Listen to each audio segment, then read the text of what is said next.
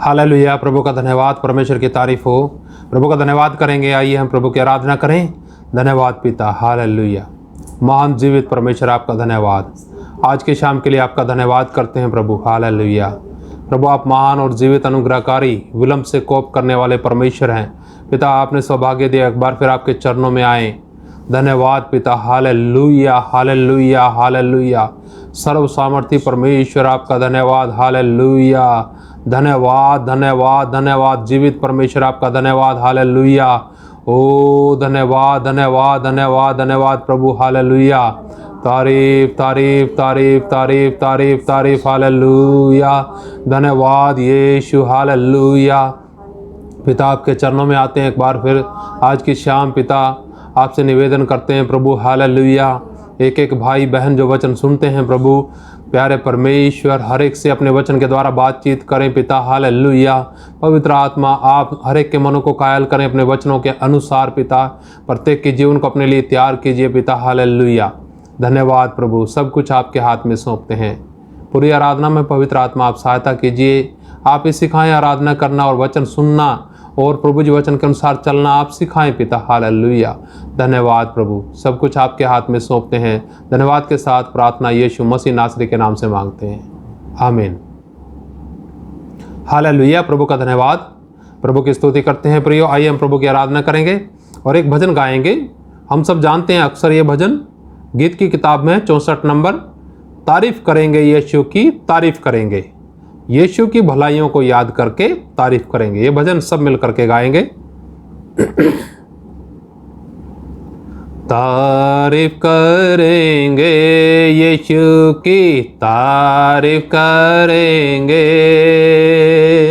यीशु की भलाइयों को याद करके तारीफ करेंगे,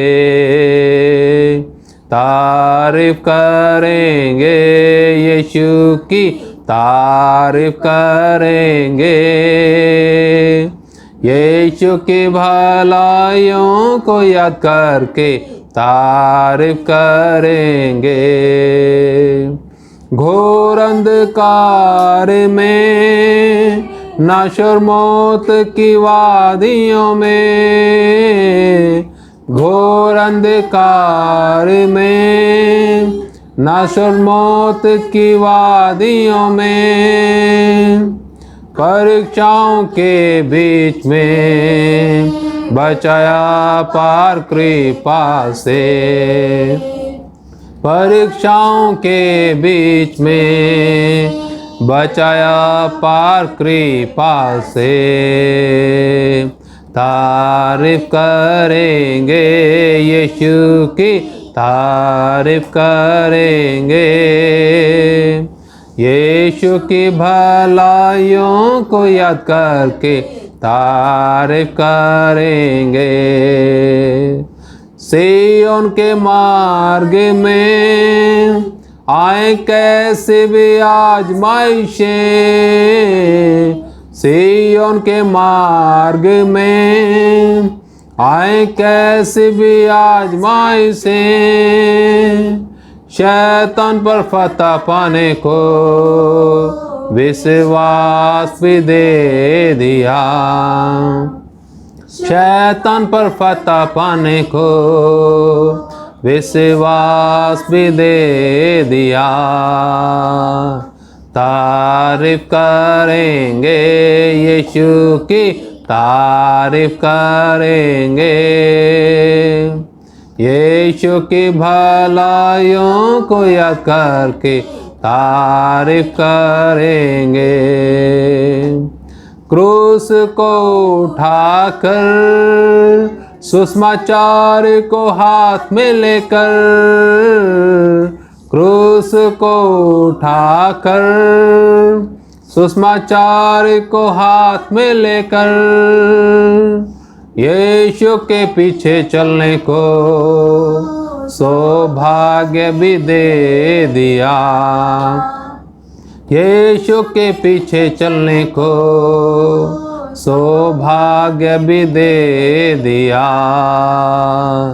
तारीफ करेंगे यीशु की, तारीफ करेंगे, यीशु की भलाइयों को याद करके तारीफ करेंगे। हालेलुया, प्रभु का धन्यवाद। तारीफ करेंगे, यीशु की तारीफ करेंगे, यीशु की भलाइयों को याद करके तारीफ करेंगे। प्रभु का धन्यवाद। आइए प्रिय, प्रभु के वचन में चलेंगे और वचन में आज जो हमारा विषय है वो है जगत की उत्पत्ति से पहले चुने हैं। परमेश्वर ने हमें जगत की उत्पत्ति से पहले चुन लिया है। ये हम देखेंगे, परमेश्वर ने चुना है, हमने नहीं चुना। जब हम प्रभु के वचन में जाते हैं और यूहन्ना रचित सुसमाचार और उसका 15 अध्याय उसको 16 वचन पढ़ते हैं तो वहाँ पर लिखा है, प्रभु यीशु मसीह कहते हैं, तुमने मुझे नहीं चुना परंतु मैंने तुम्हें चुना है। और वहाँ पर एक मकसद भी है। इन बातों को आज प्रभु के वचन में हम देखने वाले हैं। बहुत से लोग कहते हैं कि मैंने उस पर विश्वास किया, मैंने भी विश्वास कर लिया, मैं भी विश्वास करूंगा। जरूर करेंगे अगर परमेश्वर की मर्जी है तो। अगर परमेश्वर की कृपा होती है तभी विश्वास करते हैं। जिस भी व्यक्ति पर परमेश्वर की दया होती है वो उस पर विश्वास करता है। हालेलुया। परमेश्वर की दया ये है कि परमेश्वर अपना सुसमाचार सुनाने के लिए अपने दासों को, संतों को भेजता है। बहुत से लोग सुसमाचार पर विश्वास करते हैं और बहुत से लोग नहीं। याद रखिए, कदम किसने उठाया? पहला सुसमाचार सुनाने के लिए परमेश्वर ने अपने दास दासियों को भेजा है। पहला कदम परमेश्वर उठाने वाला है। याद रखिएगा, हमारा वजूद है क्या? परमेश्वर ने हमें चुना हुआ है। देखिएगा, प्रभु के वचन में चलते हैं। इफिसियों की पत्री उसका 1 अध्याय उसका 4 और 5 वचन पढ़ेंगे। इफिसियों की पत्री उसका 1 अध्याय उसका 4 और 5 वचन है। यहाँ पर ऐसा लिखा है, जैसा उसने हमें जगत की उत्पत्ति से पहले उसमें चुन लिया है कि हम उसके निकट प्रेम में पवित्र और निर्दोष हों। यहाँ पर साथ में एक मकसद भी बताया गया। प्रभु का दास यहाँ पर बताता है, संत पौलुस इफिसियों की कलीसिया को, कि जैसा उसने हमें जगत की उत्पत्ति से पहले चुन लिया है। प्रियो, आप जगत की उत्पत्ति से पहले चुने हुए हैं। क्या आपको कभी मालूम था यह बात कि आपको चुना है? पर कब चुना? क्या उस समय, जिस समय विश्वास किया? मैं कहता हूं नहीं। परमेश्वर ने आपकी नहीं, इस जगत की उत्पत्ति से पहले ही चुन लिया। आपकी हमारी उत्पत्ति नहीं। हमें चुनने वाले ने जब ये जगत बनाया, वचन में लिखा है, उस जगत के बनाने से पहले ही हमें चुन रखा था। किस लिए प्रियो? कि हम बड़े बड़े काम करें? यहां पर कुछ और है। कामों का इधर जिक्र नहीं है, इधर है संबंध का जिक्र। ताकि हम लिखा, वचन में लिखा, इसलिए चुन लिया उसने कि हम उसके निकट प्रेम में पवित्र और निर्दोष हों। ये 2 बातें हमारे संबंध को दर्शाती है परमेश्वर के साथ। हमारा रिलेशनशिप इन दोनों बातों के जरिए मालूम पड़ता है। प्रेम में पवित्र का मतलब क्या है? इसका मतलब यह है, क्या हम प्रभु से, जैसे उसने हमसे निस्वार्थ प्रेम किया, क्या हम भी उससे ऐसा ही प्रेम करते हैं? या लगे रहते हैं प्रार्थनाओं की बड़ी बड़ी लिस्ट उसके सामने रखने के लिए? मैं प्रार्थना नहीं कह सकता ऐसी प्रार्थनाओं को जिसमें भौतिक बातों की डिमांड होती है। एक डिमांड लिस्ट परमेश्वर के सामने रखते रहते हैं। अगर वो सुनेगा तो अच्छा परमेश्वर है, नहीं सुनेगा तो क्या? परमेश्वर बेकार हो गया, या परमेश्वर है ही नहीं। ऐसे लोग भी हैं। अगर उनकी ख्वाहिशों को परमेश्वर सुन ले, उनके अभिलाषाओं को परमेश्वर पूरी करे तो परमेश्वर है। अगर वो नहीं करे पूरी तो परमेश्वर है नहीं। सोचिए कैसा उनका विश्वास है। परमेश्वर ने इसलिए नहीं चुना। परमेश्वर ने अपनी योजना के लिए चुना है, आपकी योजना के लिए नहीं। प्रभु में आपकी योजना कुछ हो सकती है, परंतु परमेश्वर की योजना कुछ और है। प्रभु का धन्यवाद।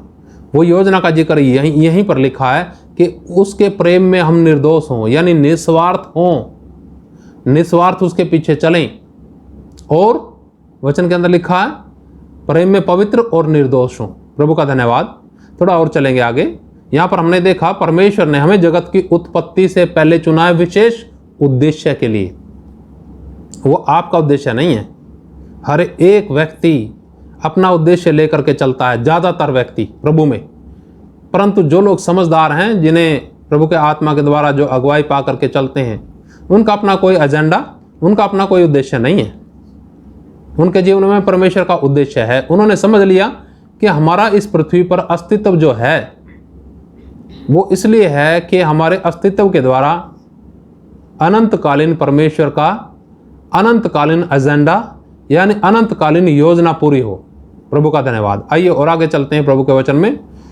दूसरा तीमुथियुस उसका 1 अध्याय उसका 8 और 9 वचन पढ़ेंगे। दूसरा तीमुथियुस की पत्री उसका 1 अध्याय और उसका 8 और 9 वचन पढ़ेंगे। यहाँ पर लिखा है, इसलिए हमारे प्रभु की गवाही से और मुझसे जो उसका कैदी हूँ लज्जित ना हो, पर उस परमेश्वर की सामर्थ के अनुसार सुसमाचार के लिए मेरे साथ दुख उठा। प्रभु का दास पौलुस यहाँ पर तीमुथियुस, जो परमेश्वर उसके द्वारा तीमुथियुस को लेके आया, तो पौलुस कहता है तीमुथियुस को, मैं कैदी हूँ, मुझसे लज्जित मत हो। वचन कहता है कि मैं सुसमाचार के लिए क्या करता हूँ, दुख उठाता हूँ, तो मेरे साथ क्या कर, सुसमाचार के लिए तू भी दुख उठा। हालेलुया। आज कितने सेवक हैं जो विश्वासियों को कहते हैं कि सुसमाचार के लिए क्या कर, दुख उठा। कोई भी नहीं कहते हैं। उल्टा ऐसा कहते हैं कि आओ हमारे पास, तुम्हारे सारे दुखों का निवारण हम कर देंगे। बिल्कुल झूठी बात और मिथ्या बात है। ये बातें वचन के अनुसार है नहीं। आइए देखिए आगे क्या लिखा 9वें वचन में, जिसने हमारा उद्धार किया और पवित्र बुलाहट से बुलाया। कैसे बुलाया हमें? उसने हमारा उद्धार किया है और उसने हमें पवित्र बुलाहट के अनुसार बुलाया है। और यह हमारे कामों के अनुसार नहीं है। वचन कहता है परमेश्वर ने हमें हमारे कामों के अनुसार नहीं बुलाया। आगे वचन में लिखा है, पर उसके उद्देश्य और उस अनुग्रह के अनुसार बुलाया है जो मसीह यीशु में सनातन से हम पर हुआ है। हालेलुया। यहाँ पर हम देखने पाते हैं परमेश्वर ने हमें जगत की उत्पत्ति से पहले चुना है। ये तो हमने देखा है। यहाँ पर हम देखते हैं परमेश्वर ने हमें सनातन योजना के लिए चुना है। लिखा उसके उद्देश्य और उस अनुग्रह के अनुसार है जो मसीह यीशु में सनातन से हम पर हुआ है। पर उसके उद्देश्य, कौन सा उद्देश्य है? उसका उद्देश्य भी सनातन है, अनादि, जो उसने अनादि काल में हमारे लिए एक योजना बनाई है। उस योजना के अनुसार उसने हमें क्या किया? चुना है। अब यहाँ देख सकते हैं हमारी योजना कहाँ है। हर एक व्यक्ति अपने जीवन के अंदर अपनी योजना लेके बैठा हुआ है। ना समझी से चलने वाले लोग हैं। जो लोग इन वचनों को सीखेंगे, समझेंगे, वो लोग अपने अस्तित्व को जान जाएंगे कि इस दुनिया के अंदर हमारा अस्तित्व परमेश्वर की सनातन योजना को पूरा करने ही हमारा अस्तित्व है। यानी जो भी हम यहाँ पर दुनिया के अंदर जितने भी दिन हम गुजारते हैं, वो दिन परमेश्वर की योजना को पूरा करने के लिए गुजारते हैं। उसके लिए हमें गुजारना ही है। अगर हम जानेंगे तो गुजारेंगे, नहीं जानेंगे तो अपनी इच्छा योजना में अपना जीवन व्यतीत करेंगे, बर्बाद कर देंगे उसको। परमेश्वर ने अनंतकालीन योजना के लिए चुना है। उत्पत्ति से पहले चुना है। इस दुनिया की उत्पत्ति से पहले उसने चुना है। थोड़ा और देखेंगे 1 पत्रस 2:9। जब उसने हमें जगत की उत्पत्ति से पहले चुना है तो हमें क्या करना है? यहाँ पर साफ लिखा है। 1 पत्रस 2 अध्याय उसका 9 वचन पढ़ेंगे।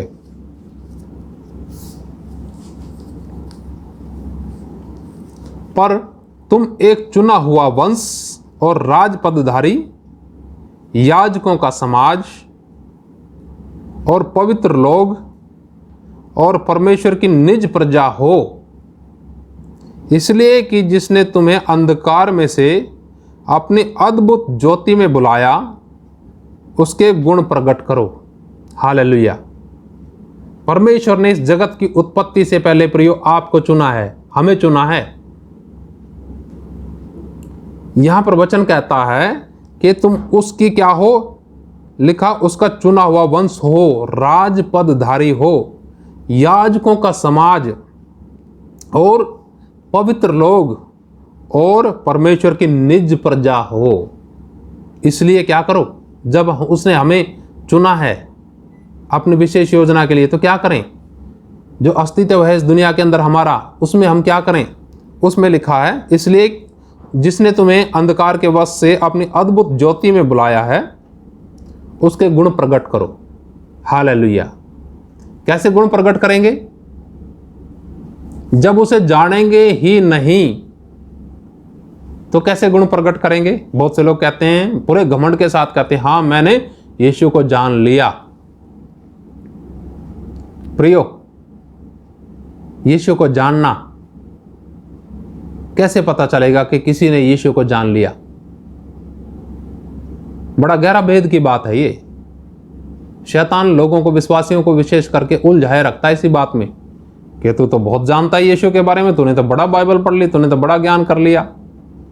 यहां पर लिखा है, जिसने बुलाया उसके गुण प्रकट करो। उसके गुण हमें पहले जानना पड़ेगा, फिर तो हमारे जीवन से उसके गुण प्रकट होंगे। हमने उसे उसके नाम से तो जाना है, उसके गुणों से नहीं जाना है, उसकी विशेषता से नहीं जाना है, उसके स्वभाव से नहीं जाना है कि वो उसका स्वभाव क्या है, उसके गुण क्या हैं। जैसे जैसे उसके गुण जानेंगे वैसे वैसे हमारे जीवन के अंदर उसके गुण, उसका स्वभाव आत्मसात होगा और हमारा स्वभाव प्रकट होगा फिर लोगों के सामने। हमारा नहीं, वो परमेश्वर का स्वभाव जिसने हमें बुलाया। वचन में लिखा, तुम पहले तो कुछ भी नहीं थे पर अब परमेश्वर की निज प्रजा हो। सोचिए, परमेश्वर की निज प्रजा कैसी है। क्या परमेश्वर की निज प्रजा दूसरे की बात सहन करती है कि नहीं, या उठा लेती है लाठियां, डंडे और गालियां और गलोच और पता नहीं क्या क्या।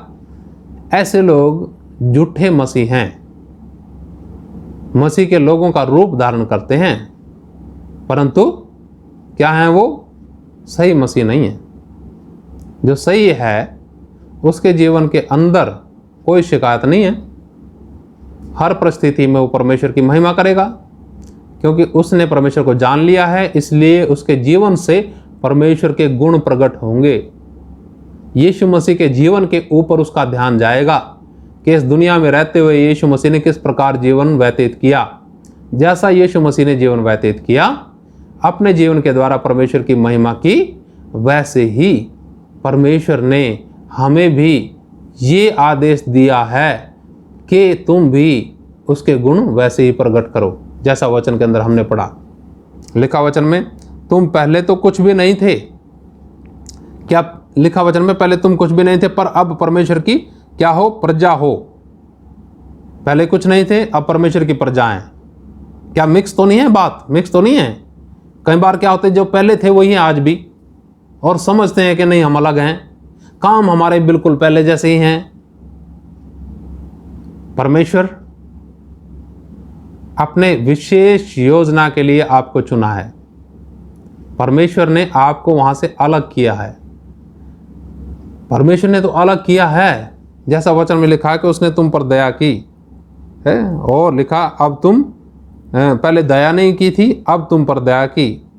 पहले तुम दूर थे, अलग किए हुए थे, पर अब उसने तुम्हें क्या कर लिया, बुला लिया है, चुन लिया है। तुम परमेश्वर की प्रजा हो गए हो, तुम उसके गुण प्रकट करो, प्रभु का वचन कहता है। कई बार विश्वासी लोग, परमेश्वर ने तो अलग किया है, आदेश विधि या सब कुछ है, पर विश्वासी लोग अपने विचारों से वहीं रहते हैं जहां पहले थे।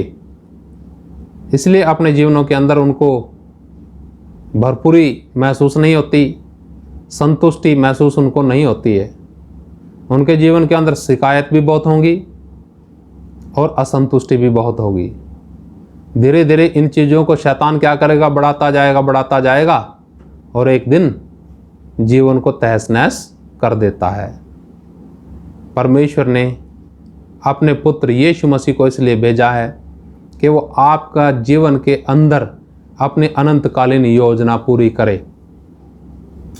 वचन बहुत हैं समझने के लिए, परंतु इतने वचनों से ही आप समझ सकते हैं कि परमेश्वर ने मुझे जगत की उत्पत्ति से पहले चुना है, एक विशेष उद्देश्य के लिए चुना है।